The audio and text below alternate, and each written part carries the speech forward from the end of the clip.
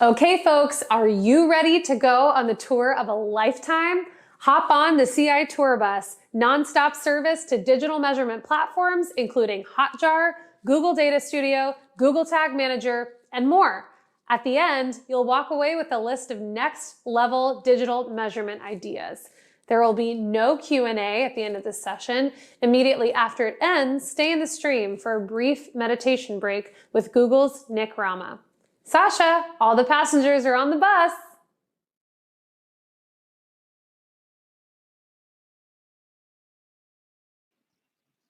Hi everyone, I am Sasha Chen. I am a senior analyst at Capacity Interactive. I am an Asian female with short black hair, and today I am wearing a white blouse. My pronouns are she, her, and hers, and I'm coming to you from the traditional territory of Muncie Lenape in Manhattan, New York. So in this session, my colleagues and I will lead a tour through 10 amazing digital analytics platforms and tools. We will talk about why we love each platform and how they can help your organization with digital measurement needs and bring your analytics to the next level.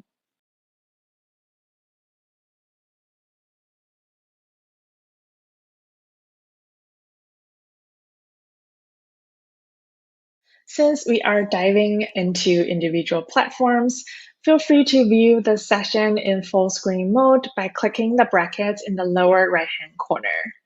Please note that if you'd like to use features such as the session chat, you will then need to exit out of the full screen mode. We hope that you enjoy this session and that you'll walk away with a full list of ideas that you want to test out and explore. Without further ado, let's get started.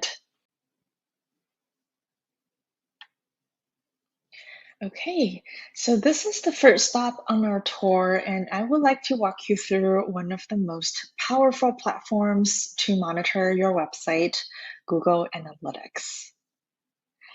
If you're an arts marketer, you are probably spending lots of effort on digital or offline marketing platforms, and then eventually you want to drive people to your website. And after users come to your site, you would also want to understand how your website is performing and if users are finding what they are looking for on the site. And this is where Google Analytics comes in. It is an amazing platform that we love. It can help you measure the traffic coming to your site, understand how are people getting there, what device they use, where they're from geographically, and what they do once they get on the site. Currently, there are two versions of Google Analytics, and this tour will focus on Universal Analytics, which is the version that has been around for over a decade, and it is still the primary platform we use for web analytics up until now. The new version, Google Analytics 4, was just released last year. My colleague Ali is doing a session on GA4 right now, and the recording will be available if you want to learn more about the new version. And now let's take a look at the Google Analytics interface so I can show you what kind of insights you can get from this platform. What is amazing about Google Analytics is that it allows us to answer a whole bunch of really important questions that we won't be able to answer without this data, such as how is the website performing? The website is so important for our digital and organizational success, and we need to be able to answer the most basic and fundamental questions, such as how is the website doing? How much traffic or users is it getting? And what is the bounce rate? And besides answering the most basic questions, there are just so much more data in this platform, so it is really important to define key performance indicators based on your objectives so that we are looking at the most important things for our organizations. And beyond just how the website is performing, we would also want to understand how people are behaving on the site. We have an understanding of how to use the website because we built it or we look at it every single day. However, how people are actually behaving on the site versus how we expect them to behave could be quite different. So it is important to get a better understanding of how people are behaving, what pages are they going to, if there's any special functions on the site, such as videos. We want to track if people are playing videos or if there are PDFs available for download, are users actually downloading those PDFs? And Google Analytics would be a great resource to help you answer these questions.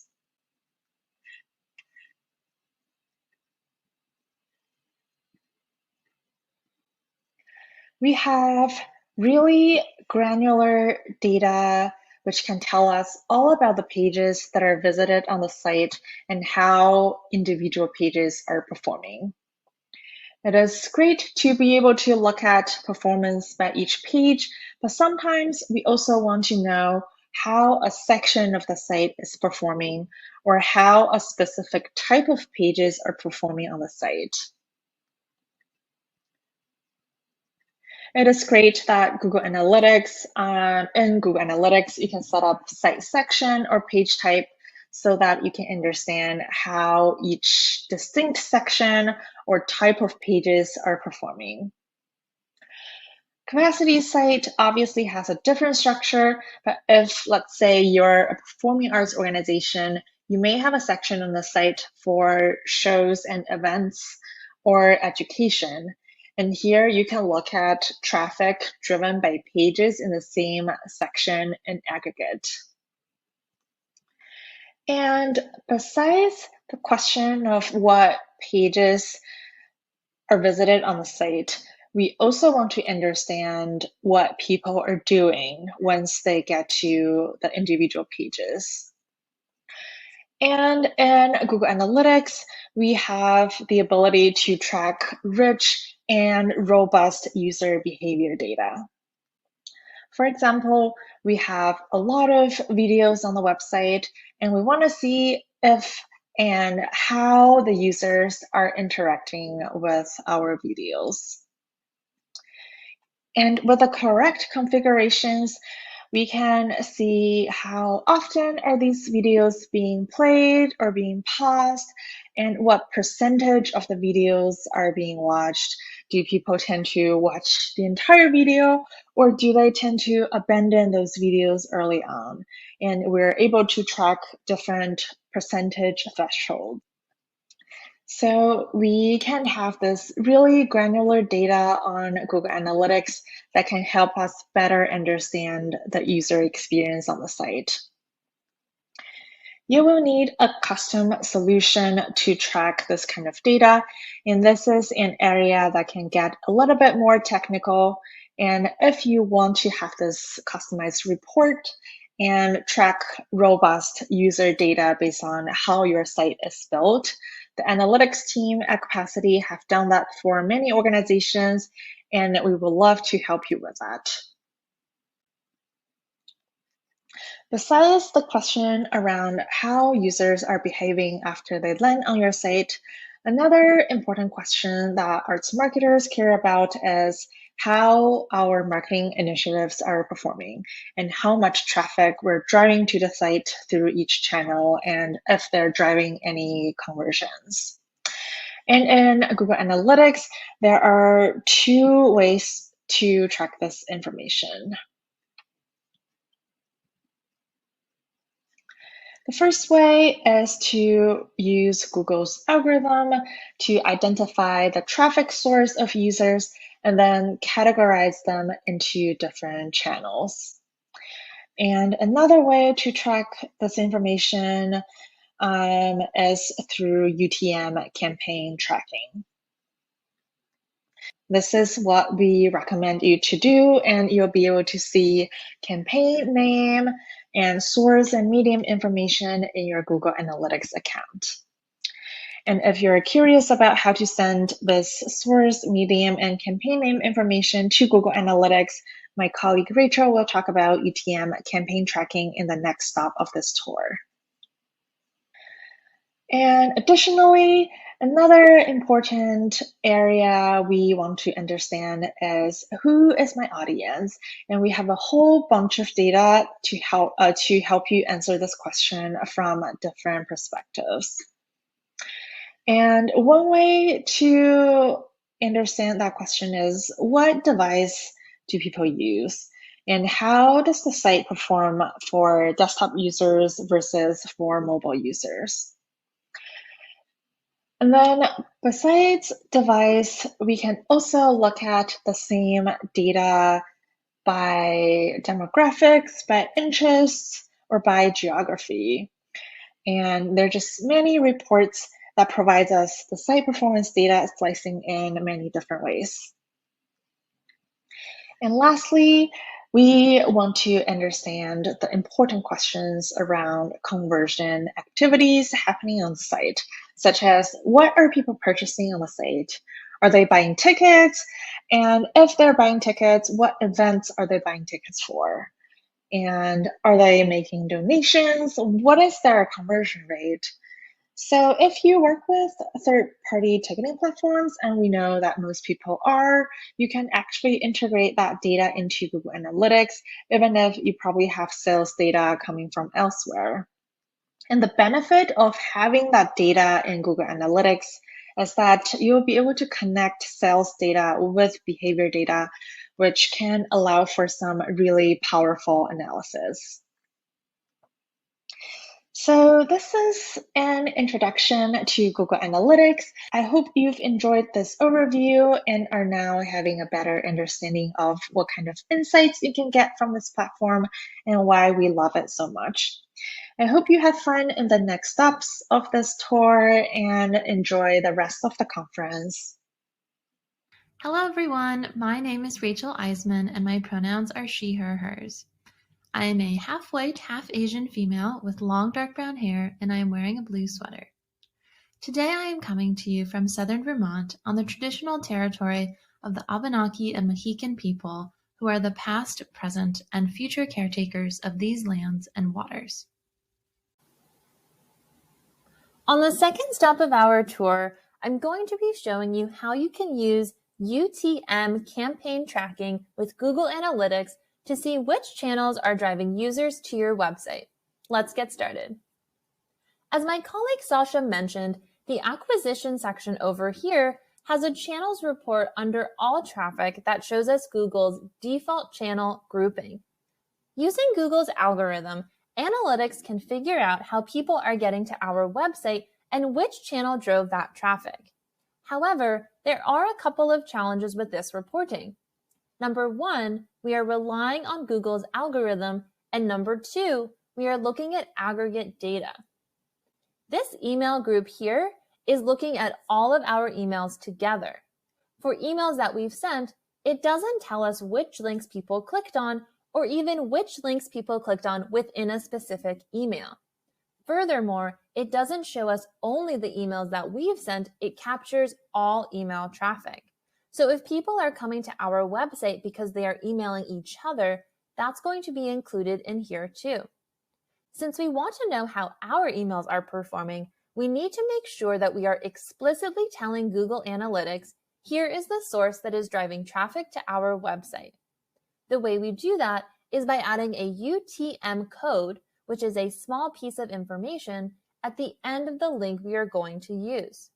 This is called campaign tracking in analytics and is oftentimes referred to as UTM tracking. And UTM stands for Urchin Tracking Module. We add these UTM codes to the end of our URLs to tell Google Analytics, here is our traffic source, so that Analytics can then help us track where people are coming from when they arrive on our website. One of the tools we can use to do this is Google's Campaign URL Builder.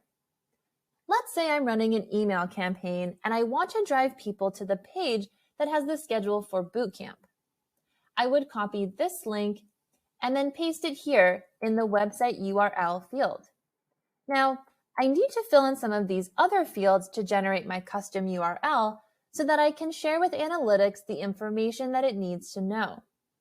Since I'm running an email campaign, I would say that the campaign source is our newsletter, the campaign medium is email, and the campaign name can be DMBC registration. Now, instead of using the link that I copied earlier, I can use this custom URL that the tool created for me. This part here is the original link, and anything after the question mark is called the query string. Even though this custom URL includes information that the original link doesn't have, the page is going to load exactly the same way. But now, when people click on this link in our newsletter, analytics will know that traffic to the bootcamp schedule page wasn't coming from any email, it was coming from our newsletter. If there are multiple places within the newsletter where people could click, I can create different custom URLs to track where people are clicking. For example, if I want to create a link for the hero image, I would add hero image in the campaign content field and then include this link at the top of the newsletter. If I want to see which links people are clicking on in the body of the email, I can change the campaign content field to say body text and then use this custom URL instead. Another way to create custom URLs is with an Excel sheet or a Google sheet where you can use a formula that will create them for you. Two advantages of this method are that number one, all of your custom URLs are listed in the same place, and number two, you can easily maintain a consistent naming convention for all of your campaigns. Here is the same information we use to build out the custom URL with Google's Campaign URL Builder. So let's say I'm an orchestra and I'm going to run a Facebook campaign to let people know that tickets are on sale for our opening night concert. The campaign is going to start on October 25. The name is going to be Opening Night Tickets on Sale. The medium is going to be social. The source is going to be Facebook. The content is going to be a video. And the landing page is going to be this. The formula in this cell generated my custom URL, so now all I need to do is copy this and use it as the final URL in my Facebook campaign. You might be thinking, wow, this is a great tool and I'd like to use it, but campaign tracking seems to require a lot of work if I'm going to track every single link that I've created. Many, if not most, email marketing platforms out there have integrations that will automatically add custom URLs to your emails as you build them. If you're using a Google product, the integration with Google Analytics should be seamless, but if you're posting somewhere else like Facebook, for example, you should probably use UTMs. And if you don't want the full URL to be so visible to users, Facebook allows us to change the display link so it can be whatever you like. When you're ready to start building custom URLs, here are a few best practices to keep in mind. Number one, be specific. Make sure your UTM links clearly state what and where you are tracking. Number two, UTM codes are case sensitive, so make sure you are either using all lowercase or all uppercase letters. Number three, keep a list of your custom URLs. Whether you are using Google's Campaign URL Builder or the Excel sheet method, having a list with all of your custom URLs will allow you to see the links you've used in the past, the ones you are currently using, and you can also start planning for the ones you want to use in the future, all in the same place. So that's a short overview of UTM campaign tracking. If you are wondering where to start, I would encourage you to choose a campaign you want to experiment with and then build out one custom URL. That way, you only need to focus on the data for that specific campaign. Once you become more familiar with UTMs, the possibilities are endless. Hope you enjoy the rest of bootcamp and happy tracking! Hello, my name is Emma and I'm a consultant at Capacity. I'm a white woman with brown eyes and brown hair, and my pronouns are she, her, hers. I'm wearing a green blouse and sitting in a white painted room. I'm coming to you today from Philadelphia, which I would like to acknowledge is the traditional territory of the Lenape Nation. I'm thrilled to join you for stop number 3, Hotjar. While we all know Google Analytics has a lot of great tools, it does have some gaps, and Hotjar serves as a great complement to GA. While it is certainly not a replacement for Google Analytics, Hotjar provides deeper insights into user behavior on your website, including visualizations and user polls to learn how we can improve our website for visitors. Hotjar has 4 main areas of functionality that we'll go through today: heat maps, recordings, incoming feedback, and surveys. One great thing about Hotjar is that it has an integration with Google Tag Manager. When you create an account, you are provided with a pixel to add to GTM, making setup fairly easy. We'll start with heat maps. This tool provides a visual of where on a page users are clicking or tapping, moving their mouses on a desktop, and scrolling. You can also view the pages as desktop, tablet, or mobile view, which is super important now that more and more users access our websites via mobile device. This tool is great for seeing where on a page people tend to click the most. We can see here different percentages based on the clicks recorded, where they're moving their mouse, and how far they're scrolling down on a page. In this example, we can see that we do have a little bit of drop off before someone is getting to the checkout button on this page. The next section is recordings. I will acknowledge this is a little bit creepy. However, it's incredibly great insight to see what a user's session is like on your website. So in this recording here, we can see someone going through, hopefully buying a ticket on your website. This is particularly useful because we spend so much time in our websites that we may miss areas that are areas of friction for a website user. Another piece that's really nice about Hotjar is that it will anonymize any sensitive information. So here we can see the date and the ticket and total amounts are all anonymized with these little asterisks. So this way we're not at risk of seeing any sensitive information, such as credit card information, the username, their address, so on and so forth. Unlike some of the other functionalities in Hotjar, this one could feel a little overwhelming to utilize since it does take time to watch all these sessions. So we recommend setting aside a little time each week to watch a few recordings and see what you can learn. You could even have a little team watch party and bring snacks. The final 2 sections are the incoming feedback and surveys. These might seem a little familiar to you based on your own use of websites on the internet, especially on retail sites where they may be asking you questions while you're shopping. So these are incoming feedback and surveys. These 2 functions allow you to ask site users questions during their session. The difference between them is incoming feedback is a single poll question, while surveys allow you to ask the user a series of questions. For incoming feedback, which could look something like this, there are a lot of customizations available, such as the color, the position of the poll, the targeting. You can do it by device, on certain pages, and even how you're going to receive that feedback. Love that there's a Slack option. Surveys are similar to these polls. However, one piece of this I really like is that there's additional behavior targeting. So you can decide when the survey will display while someone is on a page, and also how often users will see the survey. Now that we've gone through the 4 main pieces of Hotjar, I've saved the best part for last. Any 501c3 organization can create a free business account in Hotjar, which gives you access to more tools than the standard free account. You can go to hotjar.com/nonprofit to sign up. Hello, everyone. My name is Maggie Richardson, and I'm a consultant at Capacity Interactive.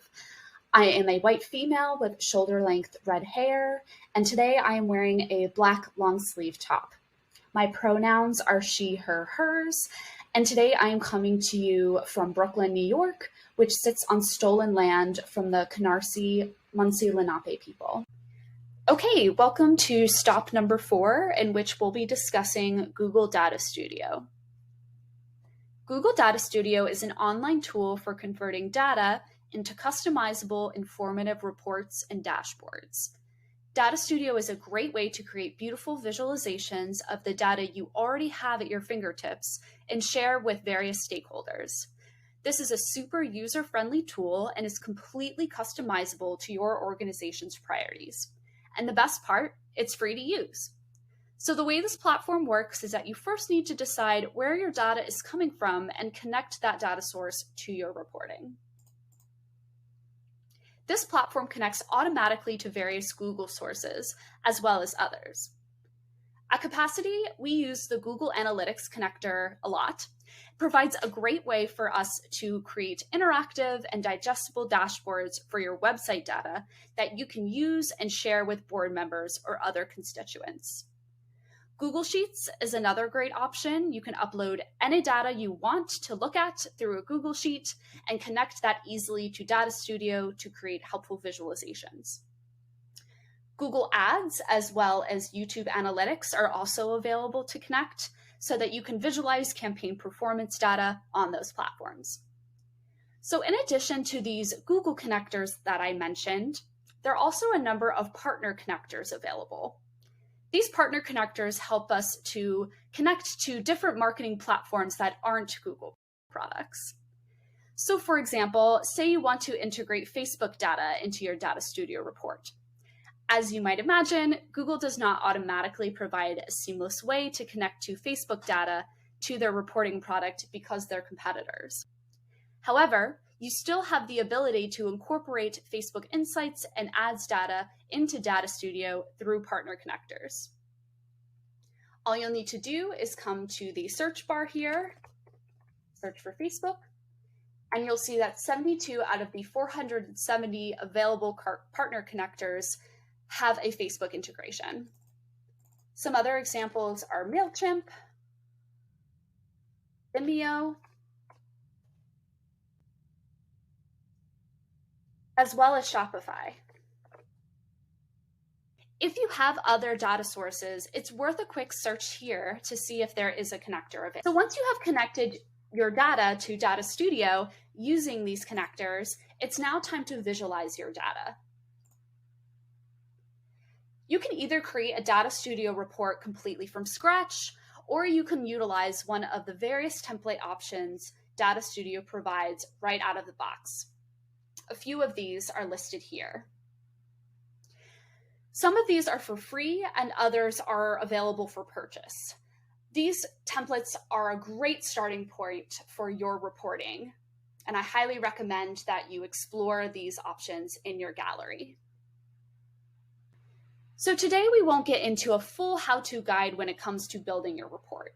Instead, I want to demonstrate what's possible when creating your own visualizations in Data Studio. So this is a sample Data Studio report of an unnamed art museum that illustrates monthly website performance.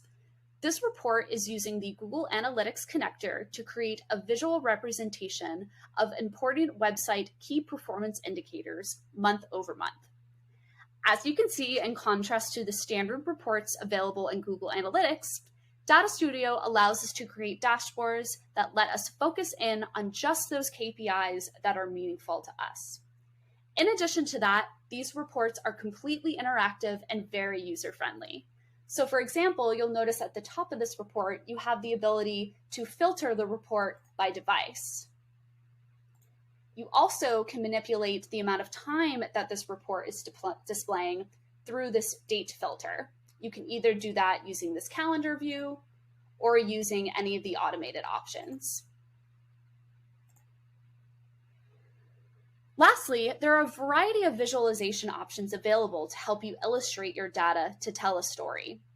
There are these line graph options, month over month summary reporting, bar graphs, as well as tables. So as digital marketers, we are collecting a lot of data all the time across our various sources, and it can be really overwhelming to try to make sense of all of it.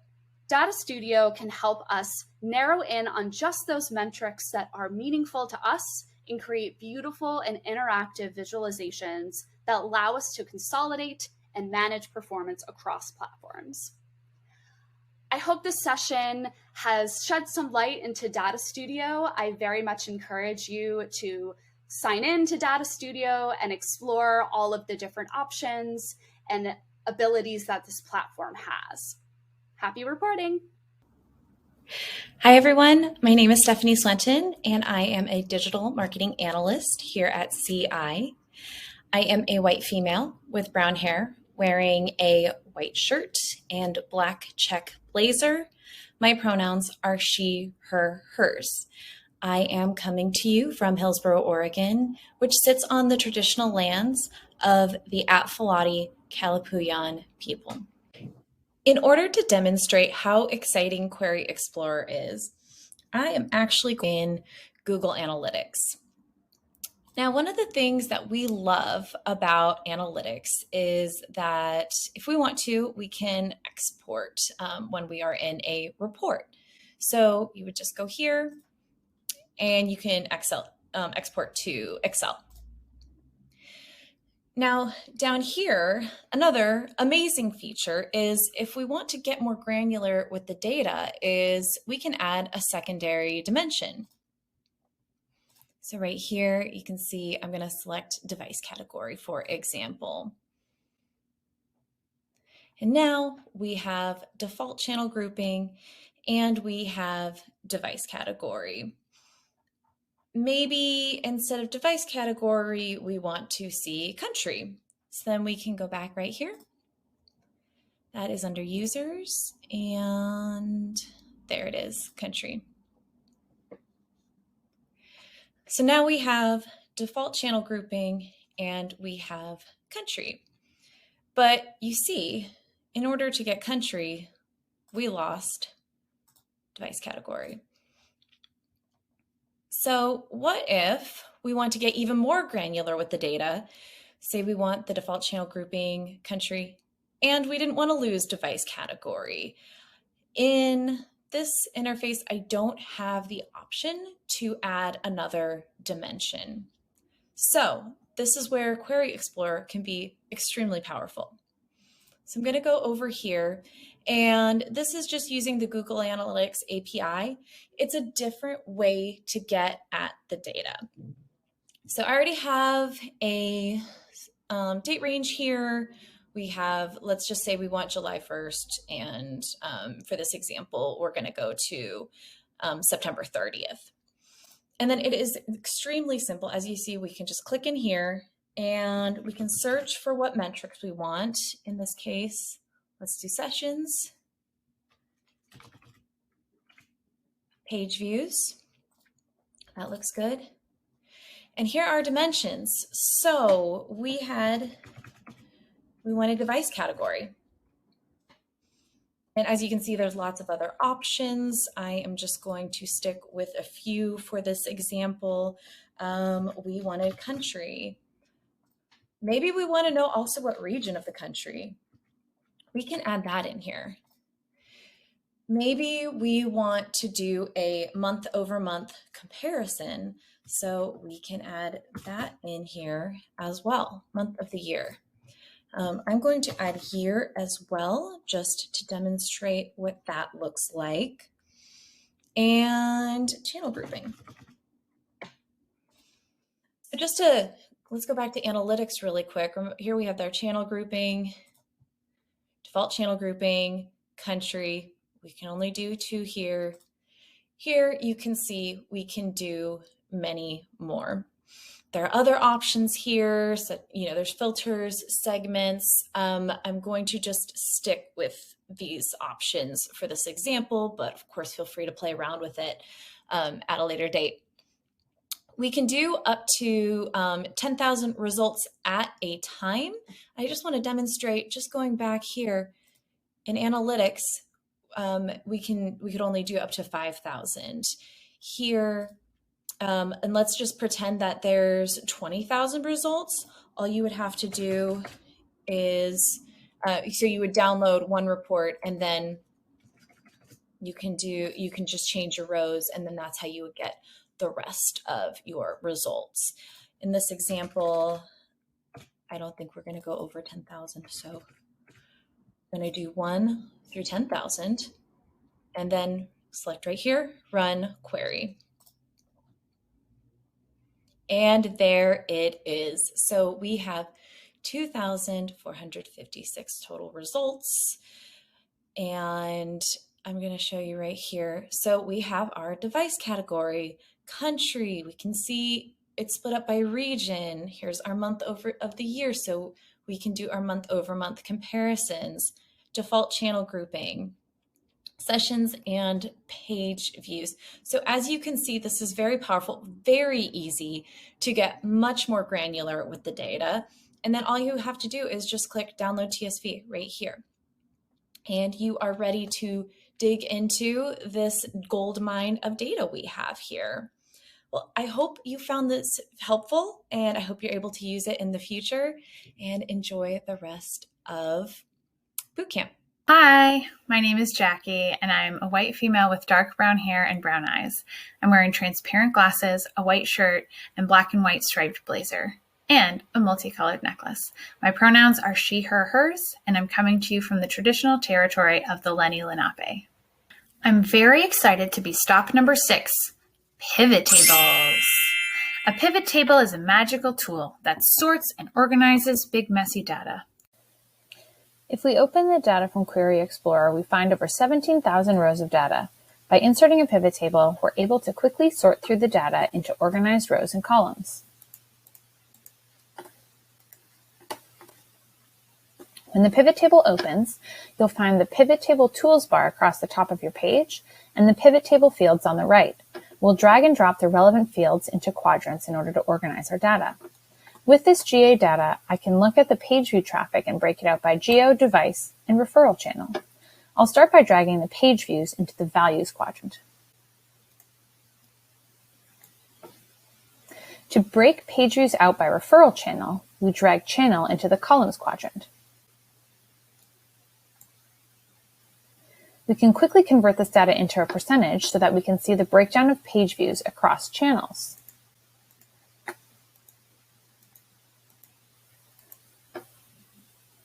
I want to dig deeper into this email traffic.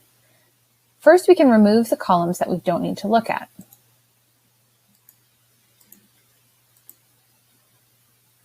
And I don't need to look at this grand total row anymore, so I can remove that.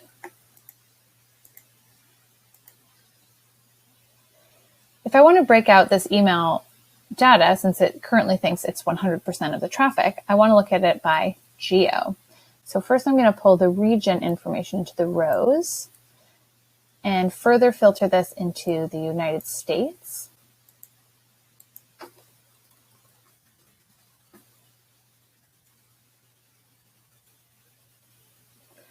And then I want to sort this data by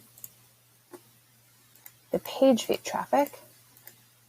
And I can see here that New York is driving a lot of referrals from email. If I want to look further at just the New York email referrals, I can break this down by device. So first I want to move region into the filters along with country. So I do need to reselect New York in the region.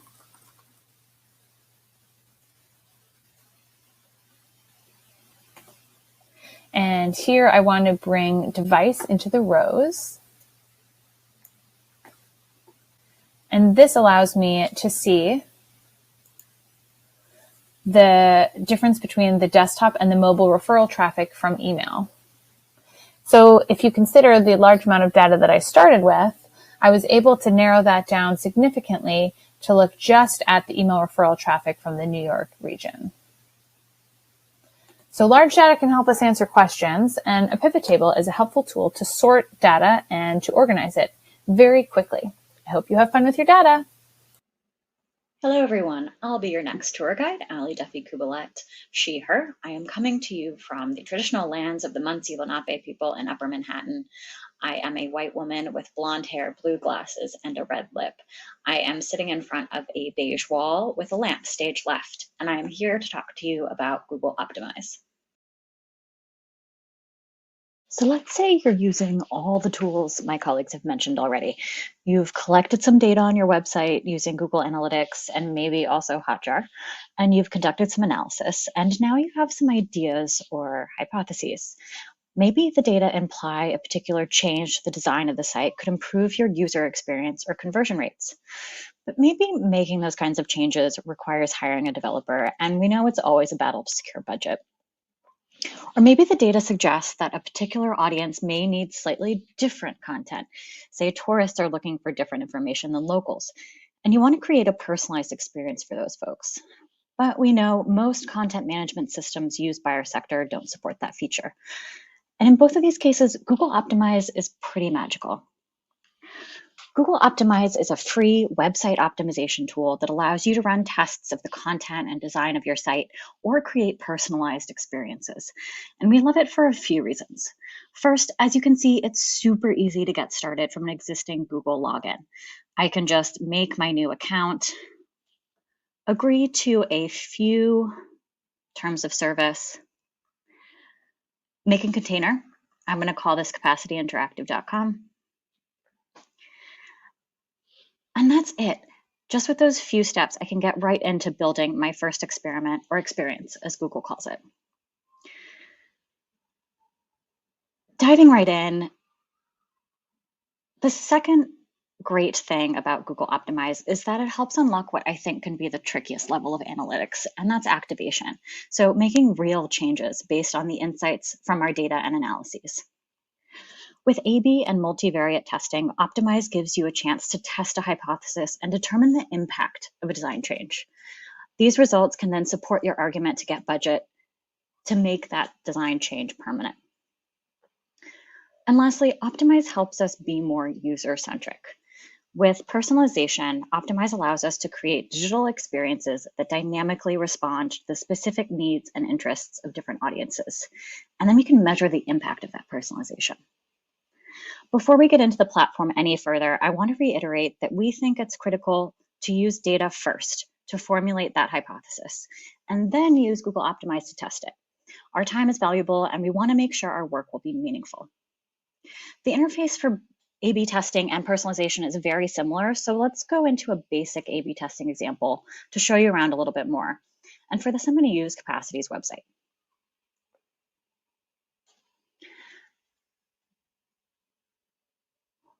So you can see at the top that Google shows you the steps that I'm going to have to take to get this started. And the first is adding a variant. I can give this a name. I'll just go with variant 1.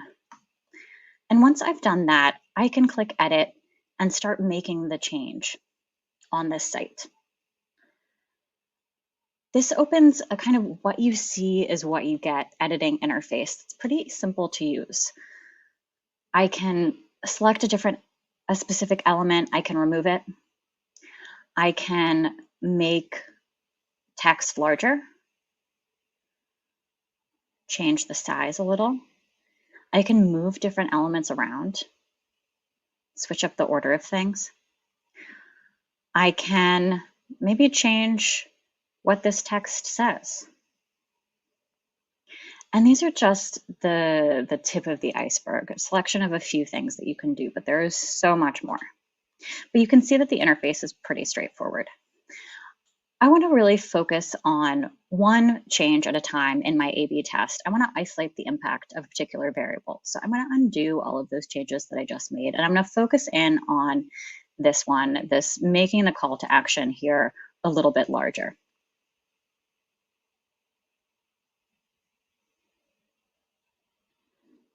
Next up, I can select targeting for my test. So I can choose whether this appears on a specific page, zooming in a little bit. I can select that this test happen among a specific audience. And you can see here that Optimize links to Google Analytics, to Google Ads. You can target this campaign or this test to a particular UTM, somebody using a specific device. There are so many options here. And the next really critical piece is linking your test and linking Google Optimize to Google Analytics. This is how you'll be able to measure the results of your test. So I can link this to my Capacity Interactive Analytics property. And then I can also select a specific objective. So for this test, I changed the size of our call to action. Maybe I want to measure whether or not that change impacts the rate at which people are joining our mailing list. So you can see here there are a number of goals that populate from analytics, and there are a few that populate by default. But I've got this join mailing list goal that we've built, so that's what I'll select as the objective for my campaign. Last step here is settings, and the most important part of this is installing Optimize. And you can do this a couple of different ways. There's this little bit of script that you can place on your site. There's also a Google Tag Manager integration that can help make it easy if you have GTM set up already. And that's it. Our test is built. You can see I've got green check marks across the board, and I am ready to get started with this test. The interface for creating personalizations is pretty much the same, but I think the best part about this is that Google takes all of the stats and guesswork out of it for you. They determine a winner. And with this reporting interface that you see here, you can explore the performance even more. You can see the percent change, the significance, and really judge how this change impacted performance on your site and whether it made the impact that you hypothesized.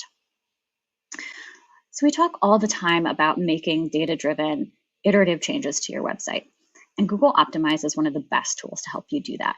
It allows you to focus in on one hypothesis at a time and prove whether or not any given change will be successful. There are so many possibilities with this free tool, and I hope this inspires you all to get testing and really turn those insights into action. Hi, everyone. I'm Christopher Williams, CI's Managing Director. I am a white male in my late 40s. I have a shaved head, a beard, and I'm wearing a light blue checked Oxford. I'm seated in a light-filled room that is painted dark blue. My pronouns are he, him, and his, and today I'm coming to you from Kent, Connecticut, which sits on the stolen land of the Munsee Lenape, Paugussett, and Mohican people. Okay, gang, so this is stop number 8, Google Tag Manager. The last time I was trotted out at boot camp to talk about Google Tag Manager was in 2014, so it's been a number of years. GTM may not be the shiniest tool in the toolbox anymore, but it's still probably one of the most powerful. So let's zoom out for a minute. What's one of the most powerful things about digital marketing? It's our ability to measure it. To harness all of that power, we need to have tagging infrastructure implemented on our websites in order to set us up for success. Google Tag Manager provides us one centralized container into which all of our tags can be placed and maintained over the course of their useful life. So let's take a look at that container. So today we're going to use the bootcamp container in order to do a bit of a demo, not a training, just going to show you a few of the things that are possible here in GTM. So we're looking right now at the GTM account and container for the bootcamp site. So let's first start by understanding what I mean by container. So conceptually, we put down one hard-coded tag on your website. That tag is called your container tag, and that container then holds all of the other tags that we're going to put down via this interface. So right here is your tag ID for your container. We're going to click this, and that gives us the code that we need to hard code onto the website one time and one time only. So we're essentially going to copy this, and we're going to paste it into our website. So we'll bump over here to the bootcamp website real quick. And if you right click on the site here, I've already loaded that into a second tab here. You can see I've highlighted what that code looks like once it's pasted and implemented into your site. Many of you will do this via the CMS of your website. So that's the one and only time you've got to hard code a tag. Now, if we come back over to GTM, now that our container is installed, now we can fill it up with tags, things we want to measure on the site. So let's say that you got fired up by Hotjar previously, and now you want to install Hotjar on your website. Well, to do that, you're going to create a Hotjar account, and that Hotjar account is going to provide you with a tag that you're going to be able to put down. So you can do that via GTM, hopefully. So let's see if it's possible. So we're going to click on tags over here, and that shows us all the tags that are currently down on the bootcamp site here. And we want to try to add a new one. So we're going to click new. And when that comes up, what GTM is asking from us is a tag and a trigger, what to put down and when to fire it. So we're going to click in here, And this loads this magical window. And in this magical window, you will see all of these tag templates. And these templates take all the work off of us. So here, of course, are all the Google tags, because this is a Google platform. Of course, they're going to load first. We're going to cross our fingers so that as we scroll down through here, that we see a tag for Hotjar that is already pre-made for us, and voila, it is there. So all you need to do at this point is to paste your Hotjar ID from your Hotjar account, and you're all good to go. The only other thing you have to tell GTM is when you want that Hotjar tag to fire. You probably want it to fire on all the pages of your website. So we'll click that, we save it, we give it a name, and we're all set. It's that simple. We've created the Hotjar with the Hotjar tag. So coming back out here, let's look at another example to illustrate another possibility. One of the things that used to be expensive and time consuming in the days before Tag Manager was having to do all of this work through our website developers. It was time consuming and expensive. And then you had to make sure those tags were working. Well, we can not only put the tag down as fast as we just did, but we can also now go see if that tag will indeed fire the way that we've set it up to fire. So we've illustrated another example here. Many of you probably use Facebook or Google Ads to run advertising campaigns, and I have created a tag down here called Registered for Digital Marketing Bootcamp. And that tag is a Google tag, and it's going to help me understand if I get people registering for bootcamp via the advertising I have in my Google account for search or display or YouTube, for example. And so let's take a look at that tag. First of all, this tag used a Google Ads template, and it was the Google Ads conversion tracking tag template. And the only other thing I had to give Tag Manager in order to make this work was the Google conversion ID and the conversion label, both of which I got from Google Ads. That's all I had to do. Choose this, plug those two fields in there, and then we're all set. I then had to say when I wanted this to fire. And in this case, I said, please fire when someone clicks on the link to register for bootcamp. That's the trigger I used. So that's the setup of my tag. Now I want to understand, is it going to work? Is it firing the way I expect it to? And so by previewing in Tag Manager, we can understand that. So first, you'll need to make sure that you have the Tag Assistant Companion extension installed in your browser. And you can do that the way that you would install any extensions, by searching in the extensions and implementing that here. Once you've done that, you can click this preview button. And when you do that, it's going to load a second window here with the Tag Assistant. Now, I'm going to shrink these down so we can see both windows at the same time. So here's our bootcamp site on the right-hand side, and we've got our Tag Assistant on the left-hand side. And so now what we want to understand is, when I click this Register Now button, is my tag going to fire? Now, every time I take an action over here, it's going to show you what's happening on the back end on the left-hand side. So I'm going to click Register Now. This is when I expect my tag to fire. And on the left-hand side, you can see all of the actions that happen. And so you can see right here, a link click fired. And when I click on that link click, I can see here under Tags Fired, it says, register for DMBC, which is the name of my tag. It also tells you what kind of tag that is, Google Ads Conversion Tracking, and the most wonderful word in the world, succeeded. So there I've just had Google Tag Manager tell me that indeed, when I load this container, it is going to fire this tag as expected. So these are just a couple of different ways that you could use Tag Manager. There are lots of different ways. It's almost limitless in so many ways. And what I encourage you to do, if this maybe feels overwhelming, is to just go to your site, find one small thing you want to measure, and try to go into Tag Manager and start playing around a couple of minutes a day and figure out if you can get that set up. I wish you all the luck, have fun on your next stop, and enjoy the rest of bootcamp. Hello, my name is Zwab Razak, a digital marketing analyst here at Capacity Interactive. My primary pronouns are he, him, his, and I'm coming to you from the traditional, ancestral, and modern lands of the Anishinaabe, the Three Fires Confederacy of the Ojibwa, Ottawa, and Potawatomi peoples. I am a brown male with black hair, sporting circular, black-rimmed glasses, a black button-down with a gold collar detail, and a black cardigan. I'm sitting in front of a mostly blank, peach-colored wall. So by now you're probably thinking to yourself, oh my gosh, data is really cool and actually like super useful for a lot of different things, including digital marketing. I know, right? As we've discovered thus far, obtaining data and moreover obtaining optimal data for your needs is sort of a technical process though. Google Analytics, GTM, Hotjars, all of these platforms are software. And in general, this sort of data analysis does require a certain level of technical knowledge that we may not all feel super comfortable with just yet. The road to building a healthy, effective analytics strategy can therefore seem sort of daunting if we don't necessarily possess that technical know-how. So then, where do we start?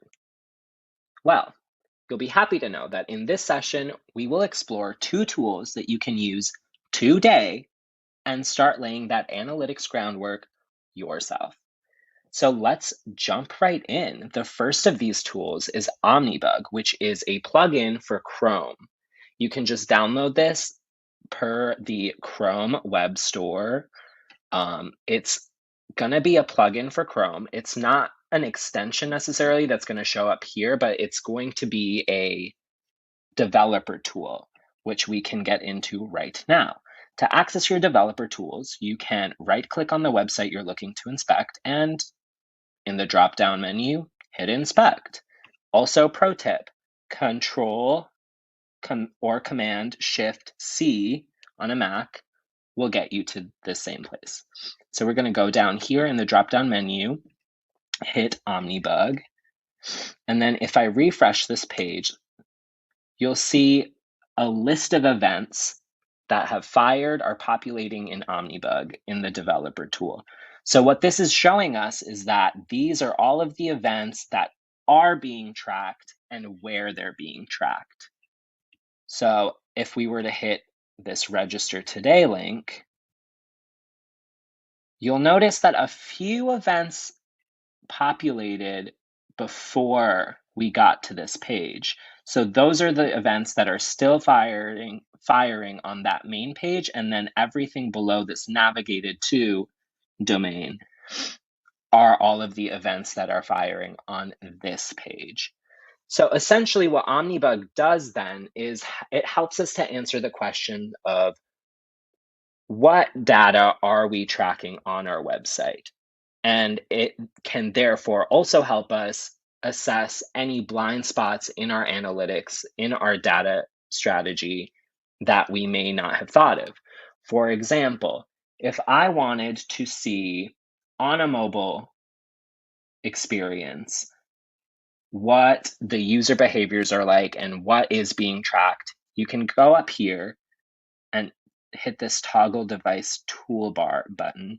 And now we're looking at a mobile version. So I want to see if, let's see if I hit register now, what does that look like in terms of our tracking on a mobile device? So I hit register now, and you'll see that we moved to a new page. There were some more events that fired, and now here we go. Another cool feature of Omnibug is this filter feature. You can actually get super granular and pick and choose the things that you want to see populate. So let's just say all I want to know is about Google Tax Manager. Boom. Now then. And it filters all of those results down to just GTM. So I can understand and sort of anticipate the frustration of being like, well, now I have to go through every page to see if GTM is down. That's kind of a laborious task. Well, fret not. Our next tool, GA Checker, can check our entire website at once for any Google Analytics and GTM tracking.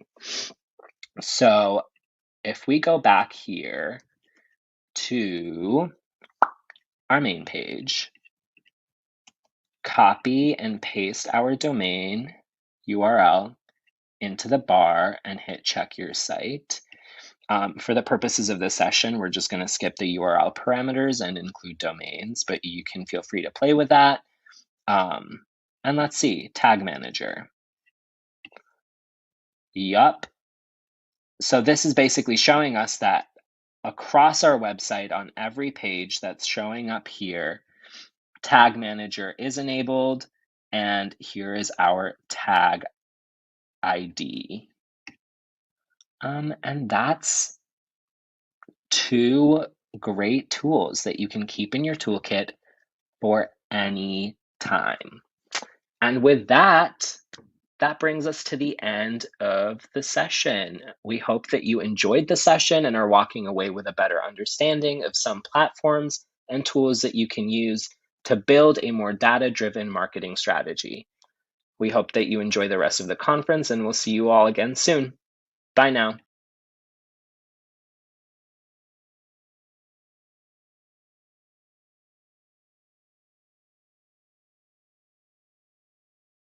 My name is Nick Rama. My pronouns are he, him. I'm coming to you from Manhattan, which is the home of the Lenape tribe of indigenous people. For our last session together, we'll be practicing a technique called metta, also known as loving kindness. This technique is very beneficial for developing empathy.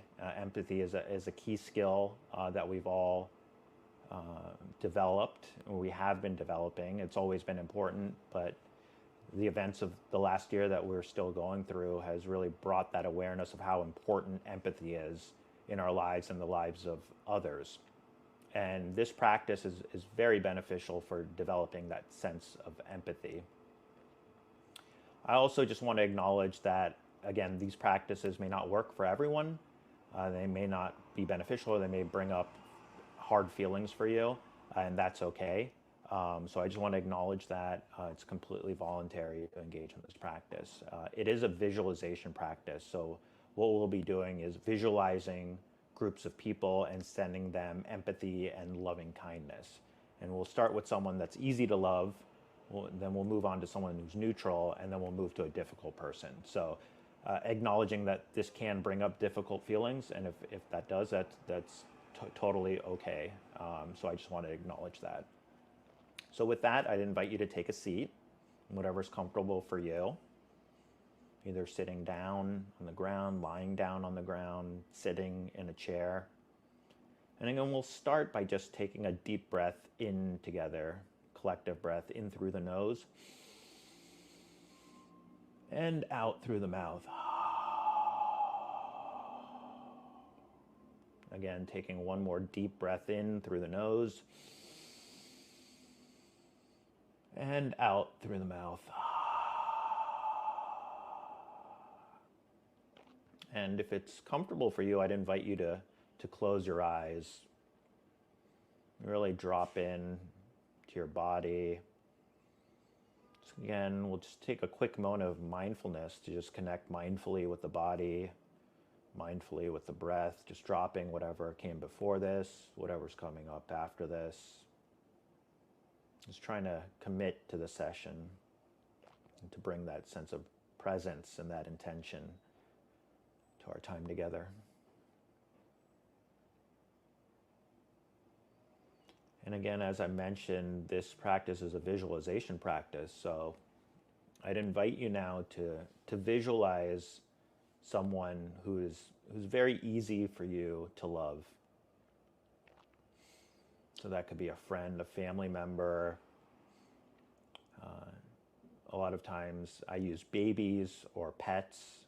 It's very unconditional, very easy to love them. So whatever that person or being is, visualize them in your mind. And we're going to be saying and giving them the following phrases of love and of kindness. May you be happy.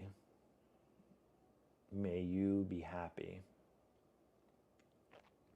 So either saying those phrases out loud or saying them in your mind, communicating it to this image that you have, this person, this being. May you be happy. May you be healthy. May you be healthy. And may you be at peace. May you be at peace.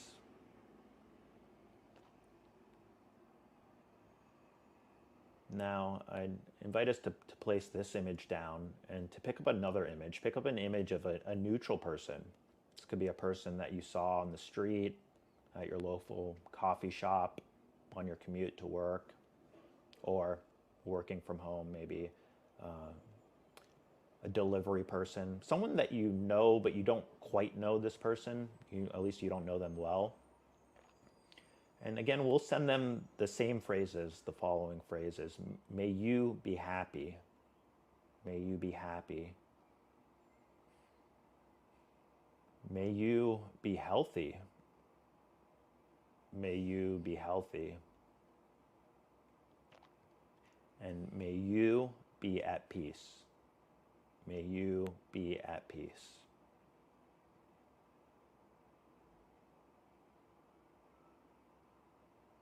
So just taking a moment,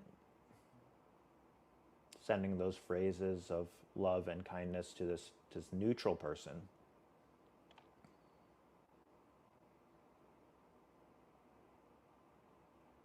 Now I'd invite you to place this neutral person down and to now imagine someone who may be a difficult person for you. This doesn't have to be the most difficult person. Could be just a person that you have a minor annoyance with, but someone who's bringing up feelings of difficulty. You might not get along with this person.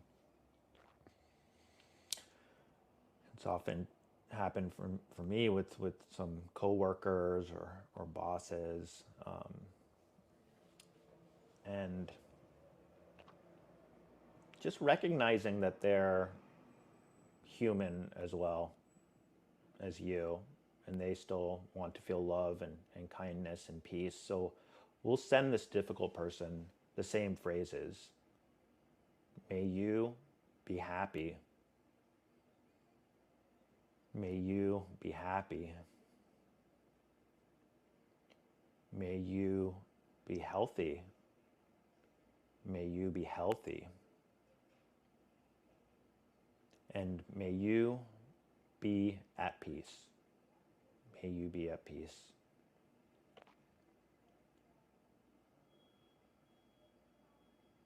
So visualizing this difficult person and sending them these phrases of love and of kindness.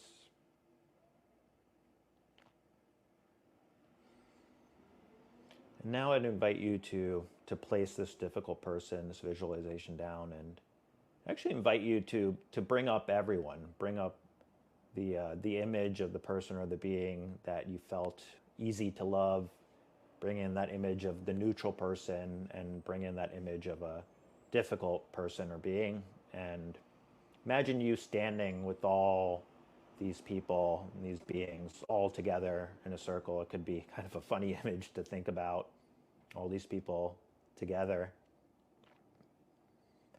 And just collectively, feel like you're holding hands with everyone in a circle, and you're thinking about, the place you're in, the city that you're in. So for myself, I'm in New York City, so just imagining Manhattan, imagining going out to Brooklyn, imagining all the boroughs. So just like that, wherever you are, imagine just expanding out from your city to your state, to the entire country, to the entire world, even above land and below, even the beings that are below in the water. And send all these beings, all these people, the following phrases. May we all be happy. May we all be happy. May we all be healthy.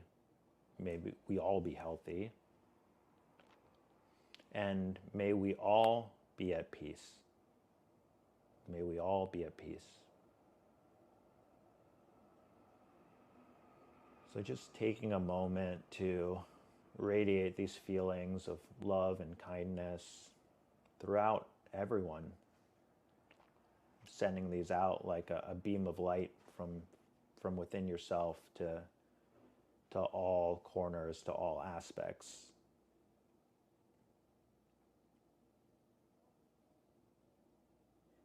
radiating that out to the entire world, visualizing yourself doing that. Then I'd invite us to just bring back that energy, bring that energy back into your body, and just really feel that sense of love and of kindness within your body. Just feeling what that felt like, that journey that we just went through together. How do you feel?